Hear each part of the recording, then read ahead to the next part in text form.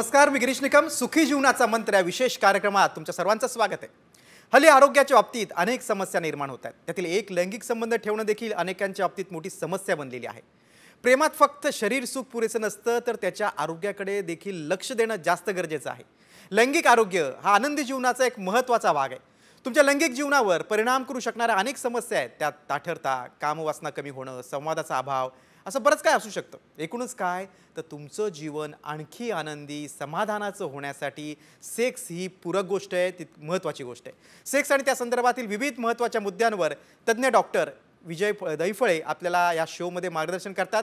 त्याशिवाय फोनवरून आलेल्या प्रेक्षकांच्या प्रश्नांना देखील डॉक्टर उत्तर देत असतात. कार्यक्रमाच्या सुरुवातीला डॉक्टर विजय दहिफळे यांच्याबद्दल जाणून घेऊया एका व्हिडिओच्या माध्यमातून.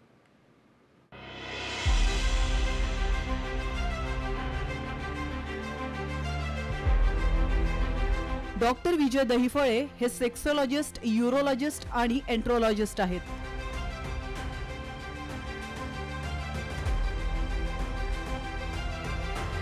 डॉक्टर दहिफळे यांचं क्लिनिक औरंगाबाद, हैदराबाद, दिल्ली, पुणे, नवी मुंबईतील नेरूळ, दादर, अंधेरी, कल्याण, नाशिक, अहमदाबाद आणि दुबईत देखील आहे. डॉक्टर नेहमीच देश विदेशात सेमिनार आणि कॉन्फरन्ससाठी जात असतात. तसंच सेक्स बाबतच्या सर्व समस्यांवरती ते मार्गदर्शन करत असतात.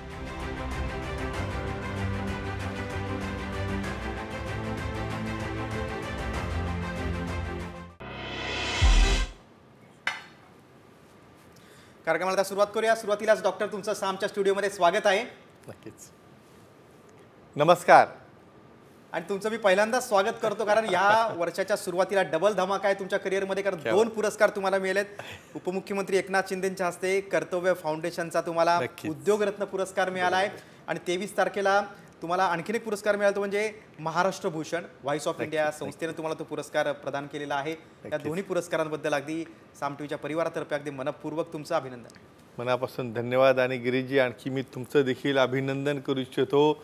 खानदेश भूषण पुरस्कार 23 तारखेला. खरं म्हणजे आपण दोघंही त्या पुरस्काराला अटेंड करणार होतो, पण त्याबद्दल तुमचं पत्रकारितेच्या एक विशेषाबद्दल एक निर्माते म्हणून आणि त्याचबरोबर त्या ठिकाणी एक निवेदक म्हणून एक अतिशय उत्तम प्रकारचे तुम्ही निवेदन करता. आणि ह्या मराठी भाषेला मराठी भाषा दिन आताच होऊन गेला आहे, त्याचं नावारूपाला आणता, त्याबद्दल अगदी मनापासून धन्यवाद आणि अभिनंदन. अगदी थँक्यू. आणि त्यामुळे कार्यक्रमाला मी तुमच्या येऊ शकलो नव्हतो. 50 नंतरचं लैंगिक जीवन यावर डॉक्टरांकडून आपण जाणून घेणार आहोतच. त्यापूर्वी सरांच्या पुणे सेंटरवरील एक प्रसंग सांगतो. पुणे ओपीडीमध्ये एक 24 वर्षांची तरुणी तिच्या आई वडिलांसोबत आली होती. विशेष म्हणजे 2 वर्षांपूर्वी डिवोर्स होऊन परत त्याच पतीसोबत लग्न करून ती आली होती. अगदी सुशिक्षित होती. आपला सुखी जीवनाचा मंत्र हा शो पाहून ते सगळे सरांकडे आले होते. डिवोर्स घेऊन परत त्याच नवऱ्यासोबत लग्न करणारी ही दुर्मिळ घटना म्हणण्यास हरकत नाही. पत्नी आणि हा नवरोबाकडून वचन घेतलं होतं की ते डॉक्टर विजय दहिफळे यांच्याकडून कमजोरीची पूर्ण ट्रीटमेंट घेणार आणि तरच ते दुसऱ्यांदा झालेलं लग्न टिकेल, अन्यथा हे टिकणार नाही. विशेष म्हणजे ते नवरोबा आणि त्याच्या आईवडिलांनी कबूल देखील केलं होतं. तरी देखील सरांनी आईवडिलांना कारण विचारलं. ते बोलले, सर लग्नानंतर या दोघांची नेहमी भांडणं व्हायची, 2 वर्ष तर संबंधच आले नव्हते.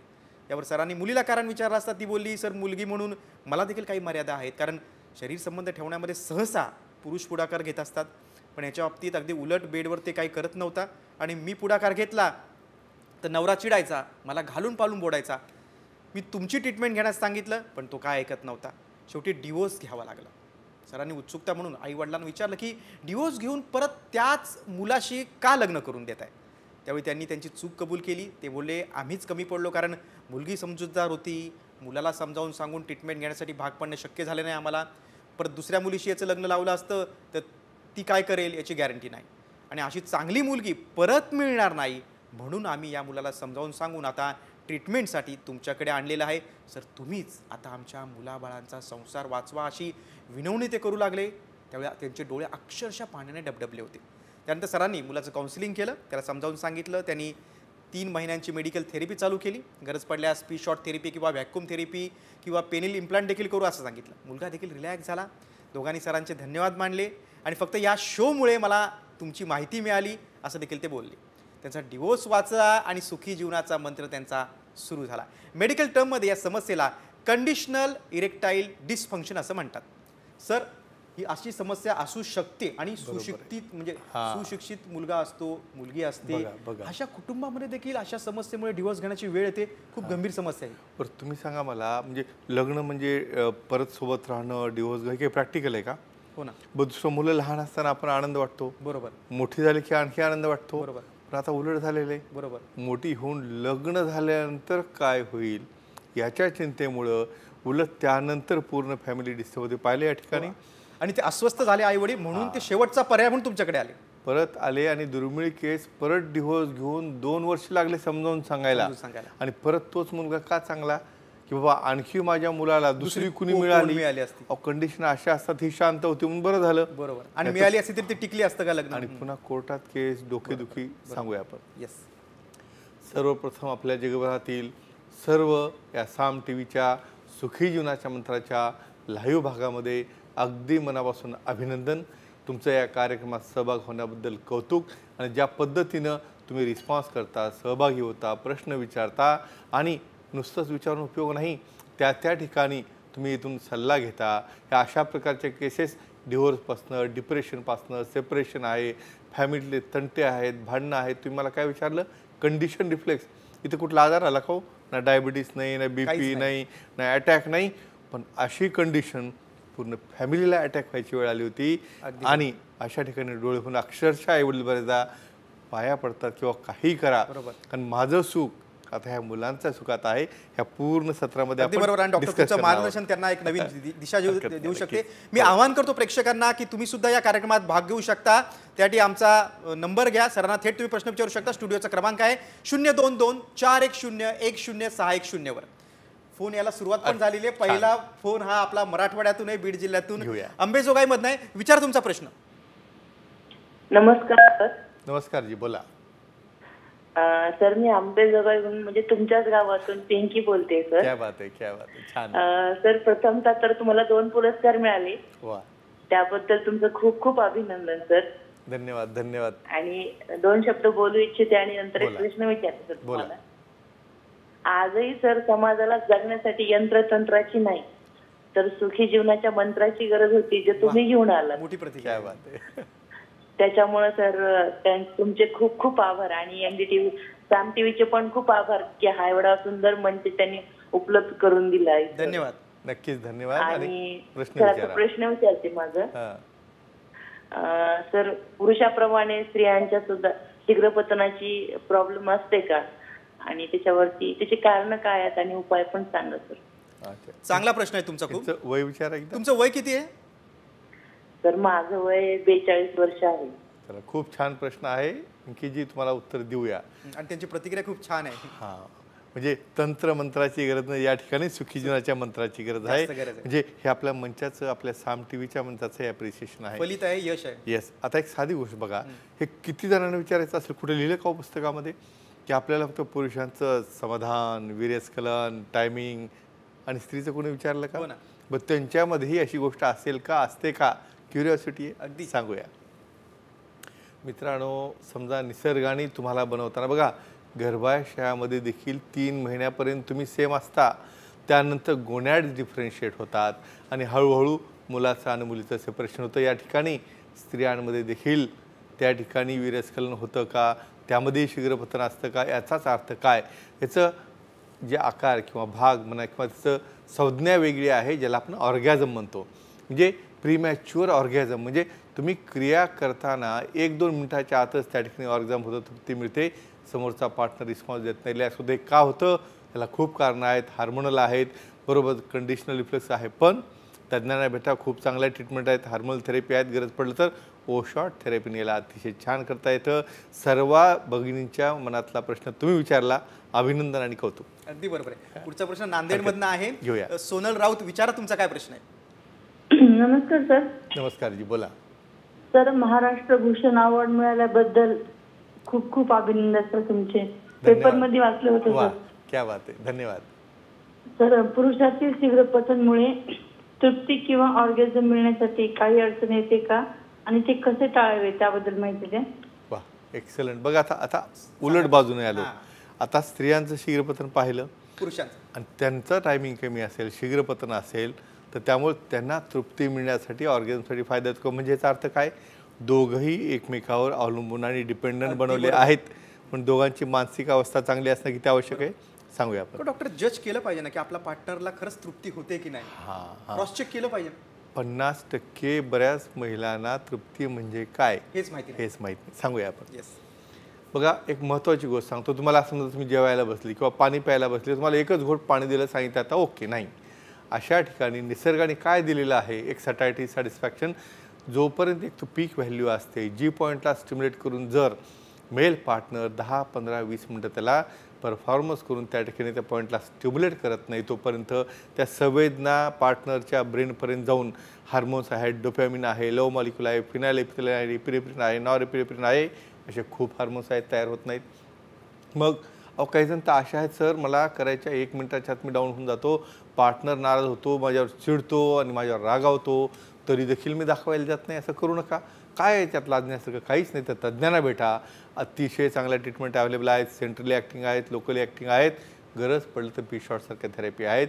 तुमचा टायमिंग हा तुमच्या पार्टनरला सॅटिस्फाय होईपर्यंत चालला पाहिजे. अंदाजे 15 ते 20 मिनटं तो असलाच पाहिजे.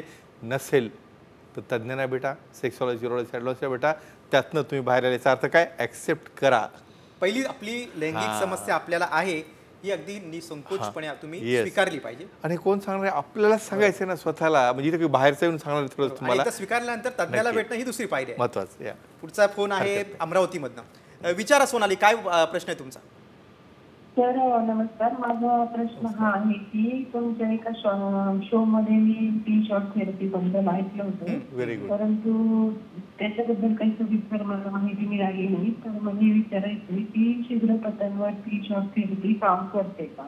अच्छा, मला एक विचारायचं होतं, तुमच्या पार्टनरला डायबिटीज किंवा बीपी आहे का? शुगर आहे सर. बरं बरं, ठीक आहे, काही हरकत नाही, सांगूया.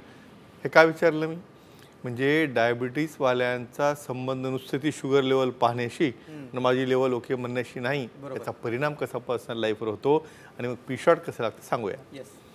मित्रांनो, आणखी परत तुम्हाला सांगतो, डायबिटीस हा लाईफस्टाईल डिसऑर्डर आहे. तुम्हाला जन्मताच होता का? तो नव्हता. मग तुमचं डाएट आहे, जंक फूड आहे, एक्झरसाईज नाही, तुम्ही आपले 100च्या किलोच्या वर चालले, तर मग काय होतं, बॉडीला 1 युनिट पर kg इन्सुलिन लागतं, ते कमी पडायला लागतं, डायबिटीस होतो. मग रक्तवाहिन्या ब्लॉक होतात, मज्जातंतू ब्लॉक होतात लिंगाकडे जाणारे, त्यामुळे त्या ठिकाणी नायट्रिक ऑक्साईड बनून त्या ठिकाणी सायक्लिक GMP, त्या ठिकाणी प्रोस्टाग्लॅंडिन इनहिबिशन, ह्या गोष्टी होत नाहीत. मग कमजोरी येते, मग गोळ्या काम करत नाहीत. दोष कोणाला द्यायचा, त्या गोळीला द्यायचा, नाही तर डॉक्टरला द्यायचा, असं नसतं. तर पी-शॉट म्हणजे तुमचंच ब्लड घेऊन त्या ठिकाणी त्या प्लेटलेट ॲक्टिवेट करून लिंगात टाकल्या जातात, ज्यामध्ये निओफायब्रोजेनेसिस, निओवास्क्युलोजेनेसिस आणि नवीन टिश्यू तयार होतात, आणि त्या ठिकाणी परत ज्याला गोळ्या काम करत नाहीत त्याला पी-शॉट काम करून तिचं कठोरताही चांगली येते, शीघ्रपतनही कंट्रोलमध्ये येतं. ही डे केअर प्रोसिजर आहे आणि नक्कीच करायला हरकत नाही. डायबिटीस असेल तरी त्यात काही अडचण येत नाही. तुम्ही तज्ज्ञांचा सल्ला घ्या, सेक्सॉलॉजी ॲडव्हान्सला भेटा, नक्कीच काळजी करायची गरज नाही आहे ना. आणि ह्याच्या काही ड्रॉबॅक्स किंवा काही रिॲक्शन्स काही नसतात? अजिबात काही नाही. डे केअर प्रोसिजर आहे. जसं आपण दंडात इंजेक्शन देतो तेच इंजेक्शन आपण मायक्रो निडलने देतो, पण ऑपरेशन थिएटरमध्ये, कारण प्रिकॉशन, ॲब्सेटिक प्रिकॉशन महत्त्वाचे असतात. ओके, इतकी सोपी ट्रीटमेंट आहे. सिंपल. डे केअरमध्ये तुमचं ब्लड घेतलं, ब्लड घेऊन ते सॅम्पल तुम्ही पाहता, हे सगळ्यात महत्त्वाचं आहे. सर्वांना काय वाटतं की माझं सॅम्पल घेतलं झाला तर करता येईल, तसं नसतं. त्यात विशेष काय आपल्याला पाहायचं सांगतो मी एकदा. अगदी बरोबर. हे बघा, फ्रीज अँड थ्रॉ टेक्निक. असं तर ब्लड आपल्या शरीरात फिरणं चालू आहे ना, मग त्या प्लेटलेट आहेत ना, नाही त्या काम करणार नाहीत का? एका विशिष्ट टेम्परेचरला फ्रीजिंग आणि थ्रॉईंग केल्यानंतर मग ते ग्रॅन्युल बाहेर येतात आणि ते इंजेक्ट केल्यानंतर जे मी आत्ता सांगितलं पूर्ण तो रिझल्ट मिळतो आणि शीघ्रपणे कंट्रोलमध्ये येतं. अगदी बरोबर. पुढचा फोन बुलढाणा जिल्ह्यातनं येतोय. हरकत नाही, घेऊया. रवींद्र इंगळे, विचारा तुमचा काय प्रश्न आहे? हो सर, माझं लिंग वाकडं झालं सर. बरं बरं. वय काय तुमचं? वय माझं 65 आहे. 65 वर्ष, बरोबर आहे? हो. बरं. का कशामुळे काही त्याला सांगा सांगा, आरामात सांगा. काही डायबिटीज बीपी आहे तुम्हाला? हा, डायबिटीस आहे. बरं. काही त्याला मार लागला होता किंवा संबंध करताना काही बेंड आला होता, काही अपघात झाला होता? झालं होतं का असं काही? नाही, तसं तर काही वाटत नाही. बरं. पण डायबिटीस आहे तुम्हाला, बरोबर आहे? हो. ठीक आहे ठीक आहे, सांगूया तुम्हाला, सांगूया. बघा, अचानक वाकडे पण येऊ शकतो. होतं. हे बघा, वय वाढल्यानंतर कणा वाकडा होतो की नाही माणसाचा, पण ते आपल्याला कणा वाकडा होणं माहिती आहे, हात वाकडा होणं माहिती आहे, तोही ऑर्गन आपलाच आहे.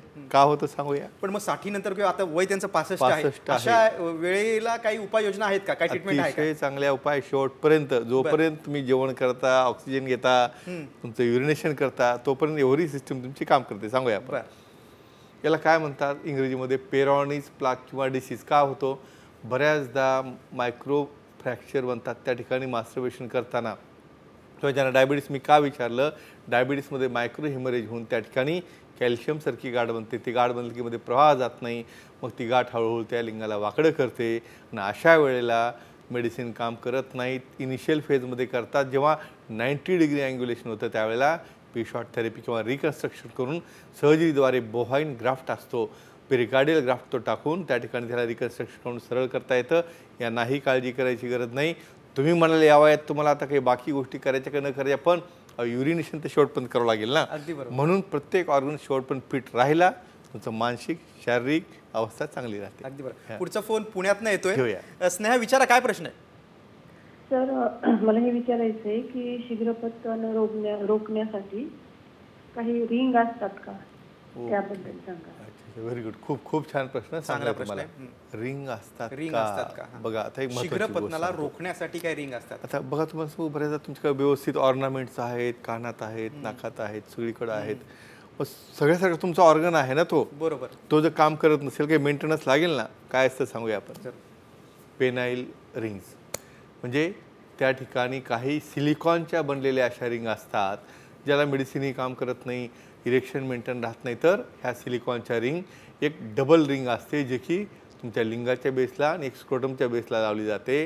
आणि ती लावल्यानंतर तो प्रवाह जो आहे इरेक्ट झाल्यानंतरचा तो परत जाऊ देत नाही, आणि ती रिंग सेफली तुम्ही वापरू शकता, जेणेकरून की तुमचा टायमिंग जो अतिशय कमी आहे, तुम्ही ऑर्गॅझम देऊ शकत नाही, टायमिंग वाढवू शकत नाही, तो चांगला सॅटिस्फॅक्टरी वाढतो. पण महत्त्वाचं आहे, सेक्सॉलॉजी सिरोलॉजी अँड्रोलॉजीचा दाखवून काहीतरी ऑनलाईन मागवायचं, माहीत नसतं उलटं सुलटं लावायचं.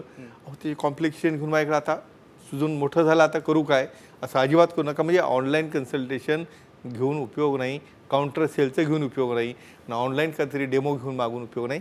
तज्ञांना भेटा आणि गुणवत्ता असलेल्या तज्ञालाच भेटा, तो तुम्हाला मार्गदर्शन करू शकतो. आपल्या शो मधला अगदी इंटरेस्टिंग पार्ट क्विज कडे आपण वळूया. एक प्रश्न महत्वाचा आहे, तो म्हणजे 50 नंतर जर तुम्हाला कमजोरी असेल आणि अशा वेळेला लिंगाचं तुम्हाला लिंगामध्ये फ्रॅक्चर झालं असेल, तर मग सेक्सची ट्रीटमेंट घेताना काय काळजी घ्यावी, महत्वाचा प्रश्न आहे. डॉक्टर, उत्तर मी तुमच्याकडे लगेच घेणार नाही.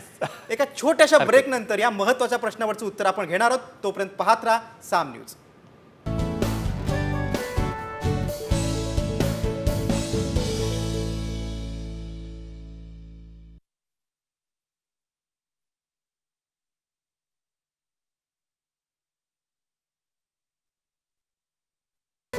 हे बघा, जसं हाडाचं